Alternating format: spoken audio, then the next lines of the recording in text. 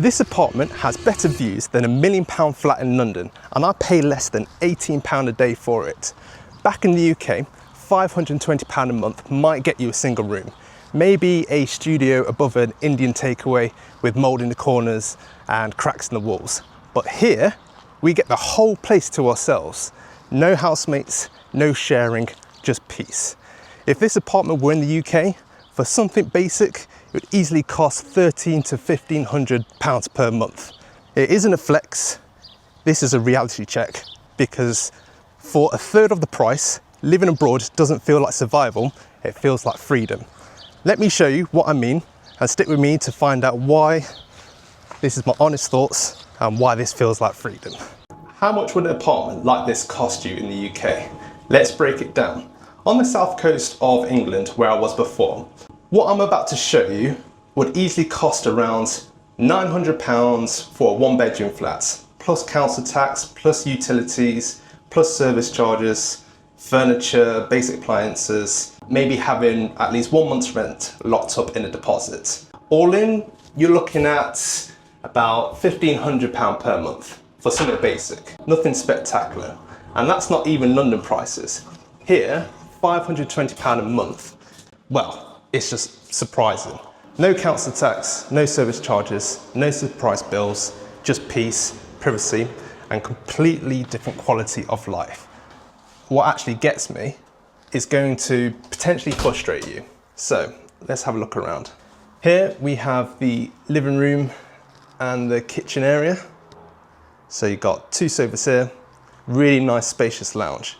And you can see here we've got a small but complete kitchen, suitable for 2 people.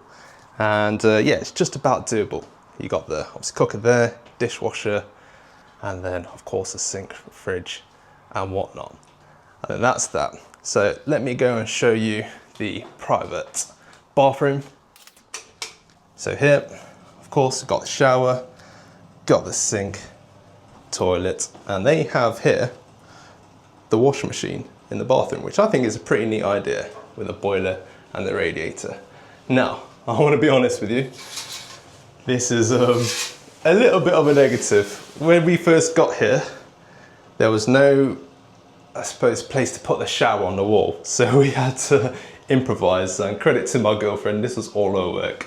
To be fair, I'll not even take any credit. But look at that.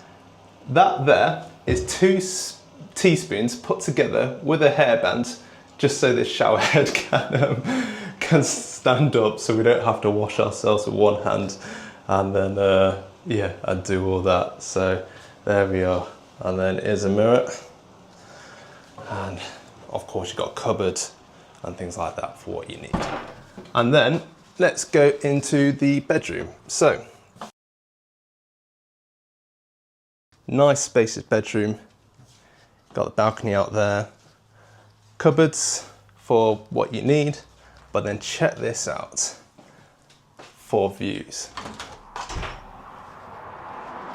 Look at that. That is $1 million view. Of course, you've got the road in front of you, which is a little bit of annoyance, but look, we are in the capital city. So yeah, it's not flashy, it's not perfect, but it's peaceful.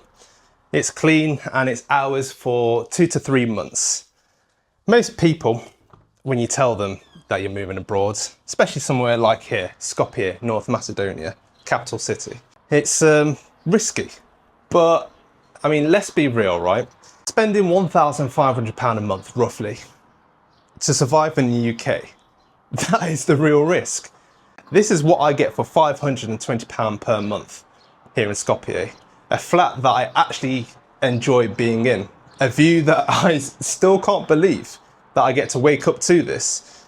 And again, no housemates, no stress, just space to think, to create, to breathe. And that's what I'm really paying for here in North Macedonia. Not square meters, not shiny appliances, but just mental space, clarity, and a place to focus. I finally have space to think about my future instead of just surviving in the present. In the UK, I felt boxed in, mentally, financially, and even emotionally. Here, I've got room to move and space to think again. People say that you need to earn more money to live a better life. But sometimes it's not about how much you make, it's about where you get the best value for money when you're in the right place. Could you live better by earning more, by living somewhere else? Potentially. But if you had, let's say, £1,000 per month, $1,200 to live anywhere in the world, where would you go? The biggest shift isn't just about money, it's about energy. In the UK, I constantly woke up anxious, went to bed worse, constantly worrying about money, constantly behind. I was surviving, not living. But here, I wake up calm, I move slower, I'm not rushing through life, I'm actually living it. I don't feel guilty for relaxing because I'm not in survival mode, I'm in creation mode. This isn't just a better flat. This is the first place that I've felt mentally free in years. And you saw my previous videos, you know how badly I needed that.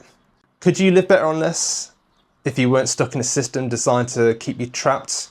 And if you moved in with someone else, split the rent, have less financial burden and someone to share the experience with. I get tired of hearing there's no better place to live than the UK. But honestly, best for who? Landlords? Politicians? Your boss? Your family?